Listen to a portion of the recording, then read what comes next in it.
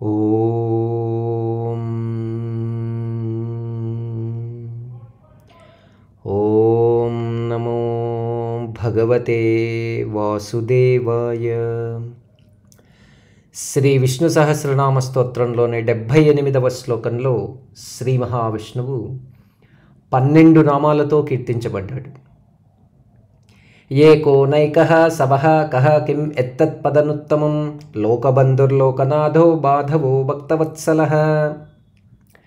ఏకః ఒకడై ప్రకాశించువాడు పరమాత్మ. ఏకమేవాద్వితీయం బ్రహ్మ ఏకం సత్ విప్రా బహుదా వదంతి అను శృతి వాక్యాన్ని అనుసరించి పరమాత్మ ఒక్కడే, ఒక్కడు.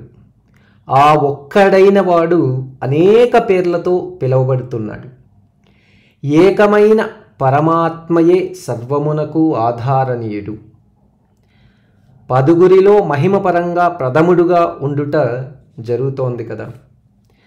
అంతటా వ్యాపించిన పరమాత్మ ఒక్కడే కదా. ఆ ఒక్కడు శ్రీ మహావిష్ణువు. తదుపరి నామం నైకః.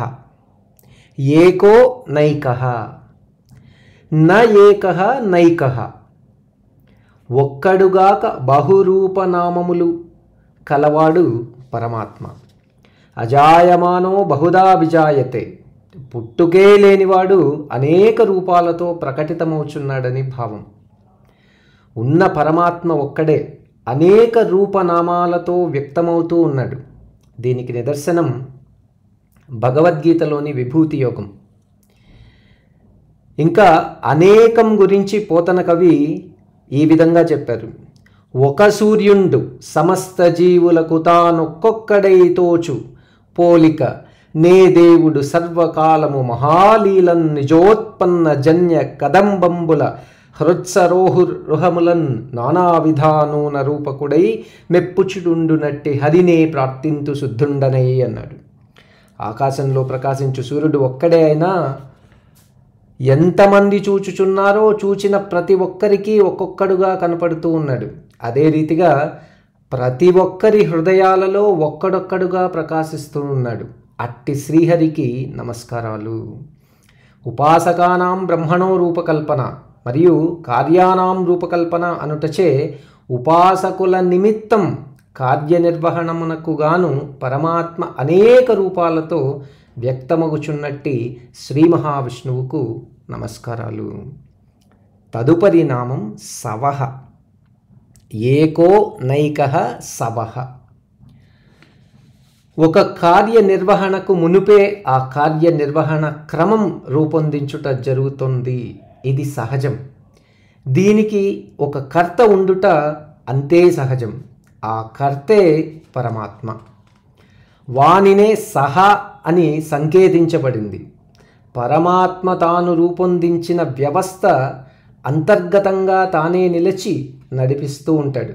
ఆ నడిపించు కర్త సంకేతమే వహ.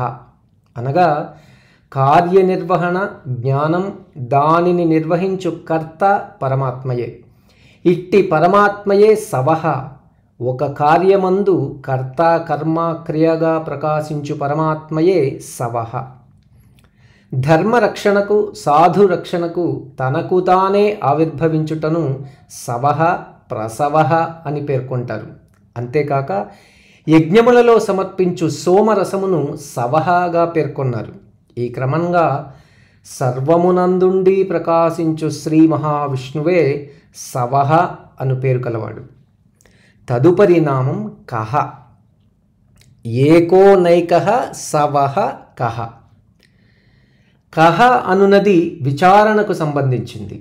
ధ్యానయోగంలో పరమాత్మానుభవమునకు మూలమైన ప్రశ్నార్థకం కః. కః ఎవరు? కం బ్రహ్మ. కం అనగా ఆనందం, సుఖానుభూతి. సుఖానుభూతియే బ్రహ్మం. కా దీప్తి కనతి దివ్యతి గచ్చతి వా ఇతి కః అని జవాబు. అంతటా అన్నింటియందు ప్రకాశించువాడెవడో వాడే బ్రహ్మ. ఈ క్రమంలో ధ్యానంలో పరమాత్మ విచారణను తెలుపుతోంది. ఇట్టి విచారణకు ఆనంద స్వరూపుడే శ్రీ మహావిష్ణువు. తదుపరి నామం కిం. ఏకోనైకః సవః కః కిం. కిం ఏకం దైవతం లోకే కిం వాప్యేకం పరాయణం. ఈ రెండు ప్రశ్నలు ధర్మరాజు భీష్ముని అడిగిన ప్రశ్నలు. ఈ ప్రశ్నలకు సమాధానమే శ్రీ విష్ణు సహస్రనామం. సాధకుడు సాధనా మార్గంలో తనకు తాను వేసుకొనవలసిన ప్రశ్నలు కూడా ఇవే. దీనికి కారణం శ్వేతాశ్వతర ఉపనిషత్తు పరమాత్మని గురించి ఇచ్చిన వివరణే. ఏకో దేవః సర్వభూతేషు గూఢః సర్వవ్యాపీ సర్వభూతాంతరాత్మ సర్వభూతములందు నిగూఢంగా వ్యాపించియుండువాడని వివరించినవాడు పరమాత్మ. నిగూఢమగు పరమాత్మను విచారించుటలో కిం అను ప్రశ్న చాలా ఉపయోగపడుతోంది. ఆ విచారణను గమనిస్తే మనోబుద్ధ్యహంకార చిత్తాదినాహం న శ్రోతం న జిహ్వా న చఘ్రాణ నేత్రే న చ వ్యోమ భూమిర్న తేజో న వాయు చిదానందరూప శివోహం శివోహం అంటోంది. ఈ క్రమంగా హృదయమను గుహలో నిగూఢంగా దాగియున్న పరమాత్మ శ్రీ మహావిష్ణువు కిం అను ప్రశ్నకు రూపైన వాడవుతాడు. తదుపరి నామం యత్.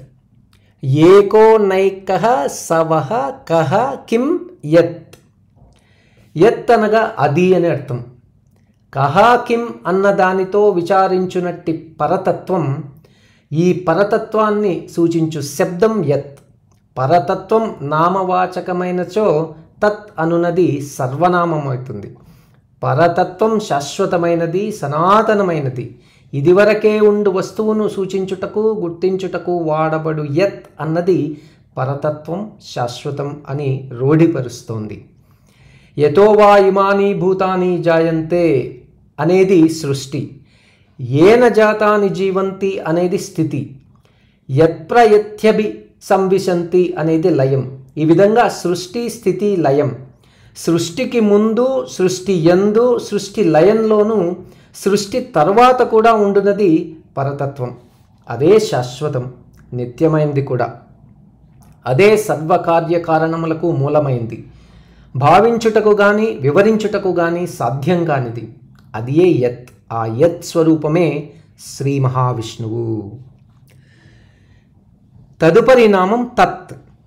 ఏకోనైకః సవః కః కిం యత్ తత్. కః కిం అను విచారణచే గుణభావ సామ్యంచే ఓ పదార్థాన్ని గుర్తించబడింది. దానిని ఓం తత్సత్ ఇతి నిర్దేశో బ్రహ్మణస్త్రివిధః స్మృతఃగా గీతాచార్యుడు బ్రహ్మాన్ని వివరించాడు. అదియే ఓం తత్సత్. అదియే తత్సవితుః వరేణ్యం. అదియే ప్రణవం. వేదాంత వాక్యములచే ప్రతిపాదించబడిన సత్య పదార్థం. శాశ్వతం, అమృతమైనది కూడా. అదే పరతత్వం. ఏదైతే సత్యమో, ఏదైతే నిత్యమో అదే పరబ్రహ్మం. ఇచ్చట సూచించబడిన తత్ శబ్దమే పరబ్రహ్మం. పరబ్రహ్మమునకు సహజమైన పేరు తత్. ఆ తత్ స్వరూపమే శ్రీ మహావిష్ణువు. తదుపరి నామం పదమనుత్తమం. ఏకోనైకః సవః కః కిం యత్తత్ పదమనుత్తమం. ఉత్తమ పదం మోక్షం, కైవల్యం అను పదం సాటిలేని గమ్యం. అదే అనుత్తమ పదం. దానికి మించిన పదం మరొకటి లేదు. అదే బ్రహ్మపదం, తత్పదం. ఏది చేరిన చేరుటకు మరొక పదం లేదో అదే బ్రహ్మపదం. కహ కిం అను విచారంతో ప్రారంభించి యత్తత్తో నిశ్చయమునకు వచ్చి తత్శబ్దం బ్రహ్మపదమను భావనతో ఆనందో బ్రహ్మయను స్వానుభవంతో ఆనందానుభవంతో తనలో తాను రమించుటే మోక్షం, కైవల్యం. అట్టి కైవల్యమే సాటిలేని ఉత్తమ పదం. అదియే పదమనుత్తమం. దీనికి రూపమే శ్రీ మహావిష్ణువు. తదుపరి నామం లోకబంధు. ఏకోనైకః సవః కః కిం యత్తత్ పదమనుత్తమం లోకబంధు. లోకములన్నీయూ తన ఆధీనంలో గల పరమాత్మ లోకబంధువు. సమస్త జగత్తును నిర్మించినవాడు, నియమించినవాడు పరమాత్మ. శృతి స్మృతి పురాణాదులను లోకములని చెప్పుట ఒక ఆనవాయితీ. మహత్తు ప్రకృతి త్రిగుణాత్మక సృష్టి ఒక నిబద్ధత. నిబద్ధతే నియమం. ఈ నియమ నిబద్ధతతో సాగునదే సృష్టి. నియమ నిబద్ధతే కార్యకారణ సంఘాతం. దానికి కాలమన్నది చేరిన జగత్ అవుతోంది, ఆవిష్కరింపబడుతోంది. జగదావిష్కరణకు మూలం పరమాత్మ. జగదంతరాళములందు నిలచి ఆ జగత్తుకు ఉనికిని, ప్రకాశం, చేతనత్వాన్ని ప్రసాదిస్తుంది. అందుకే పరమాత్మ లోకబంధువు. ఆ లోకబంధువైన వాడు శ్రీ మహావిష్ణువు. తదుపరి నామం లోకనాథ. ఏకోనైకః సవః కః కిం ఎత్తత్ పదమనుత్తమం లోకబంధుర్లోకనాథో. లోకమనగా స్థావర జంగమాత్మకమగు జగత్తు. జగత్తును నిర్మించిన వాడు పరమాత్మ. సృష్టి స్థితి లయకారకుడు పరమాత్మ. రూపనామక్రియలతో సృష్టించిన జగత్తు అతి చిత్ర విచిత్రం. జగత్తులోని జీవరాశుల జీవన విధానం ఏర్పాటు చేయునది, జీవిత కాలం నిర్ణయించినది పరమాత్మయే. ఈ క్రమంగా లోకములకు మూల కారణం, లోకస్థుల జీవిత జీవన ప్రమాణములను నిర్ణయించి పరిపాలించు జగన్నాథుడే లోకనాథుడు. శ్రీ మహావిష్ణువే లోకనాథుడు. తదుపరి నామం మాధవ. ఏకోనైకః సవః కః కిం ఎత్తత్ పదమనుత్తమం లోకబంధుర్లోకనాథో మాధవో. మధుహు అనగా జ్ఞానం. సంపూర్ణ జ్ఞానస్వరూపుడే మాధవుడు. ఈ సంపూర్ణ జ్ఞానము చేత సూర్య చంద్ర తారకములు వారి వారి హద్దులు మీరక చరిస్తూ ఉన్నాయి. జగత్తులోని పంచభూతములు వాటి వాటి ధర్మములందు నిలిచి చరిస్తూ ఉన్నాయి. ఈ క్రమంగా జగత్ చక్రము పరమాత్మ యొక్క జ్ఞాన వైభవంతో ప్రకాశిస్తోంది. మా అనగా లక్ష్మి అని, ధవుడు అనగా భర్త అని అర్థం. మాధవ అనగా లక్ష్మీదేవికి భర్త. ఆయనే శ్రీ మహావిష్ణువు. తదుపరి నామం భక్తవత్సల. ఏకోనైకః సవః కః కిం ఎత్తత్ పదమనుత్తమం లోకబంధుర్లోకనాథో మాధవో భక్తవత్సల. వాత్సల్యం అంటే ప్రీతి. గురువు శిష్యునిపై చూపు ఆదరం, ప్రేమ. తల్లిదండ్రులు తమ సంతానంపై చూపు ప్రీతిని వాత్సల్యం అంటారు. చేరదీయుట, రక్షించుట, బోధించుట యందు ఈ వాత్సల్యం వ్యక్తమవుతుంది. తనను నమ్మిన వారిని ఆపదలో రక్షించ ఆర్తితో వేడుకొనిన వారిని కాపాడుటలో ఈ వాత్సల్య భావన వ్యక్తమవుతోంది. దీనికి నిదర్శనం కుచేలుని ఆదరించుట, గజేంద్రుని కాపాడుట. ఈ క్రమంగా భక్తులను రక్షించుటయేగాక జ్ఞాన మోక్షములను ప్రసాదించు శ్రీ మహావిష్ణువు భక్తవత్సలుడు.